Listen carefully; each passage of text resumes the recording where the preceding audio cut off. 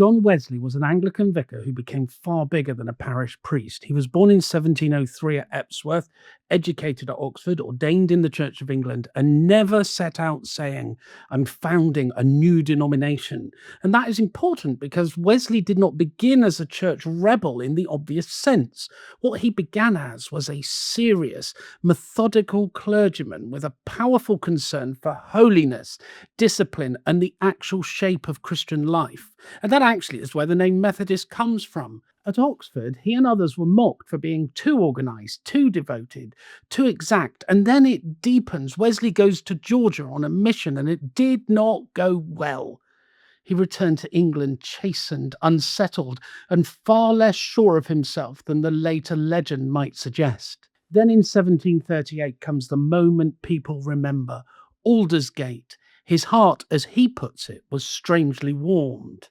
Now, that isn't magic, but it is and did become a symbol of evangelical religion in England because Wesley showed that Christianity could be experienced personally and, yes, defended and inherited and performed, but also that you could be known.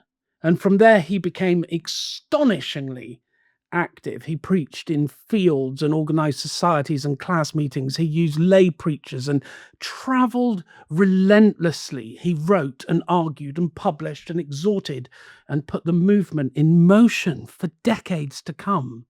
And that's why we remember Wesley, because he did not simply preach the gospel. He built a method that he believed would sustain converted people. And that may be his real genius, although it has flaws, because revival often burns bright and then vanishes.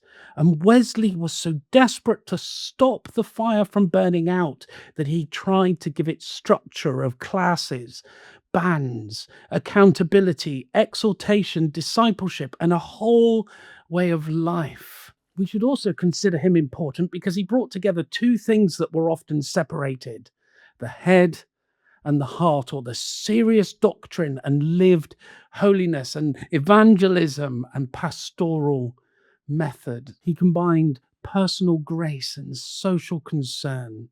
And later Methodism would push into education and reform and anti-slavery work and missions. And it wasn't even that Wesley solved everything, because he did not. But what he gave them was a pattern where grace was expected to show itself in the public life. And of course, there were tensions because Wesley's movement could run ahead of church order and its energy could become institutionally impatient. Its stress on experience could create anxiety in people who did not feel good enough. But that does not reduce his importance. It just clarifies it even more, because John Wesley was one of the great engineers of modern English-speaking Christianity. He made the faith urgent and organized and opened it up to ordinary people. And that changed a great deal, because after Wesley, Protestant religion in Britain could no longer be only parochial or inherited or static. It had become mobile, personal, and it was like an activist. And once that happened, there was no easy way back.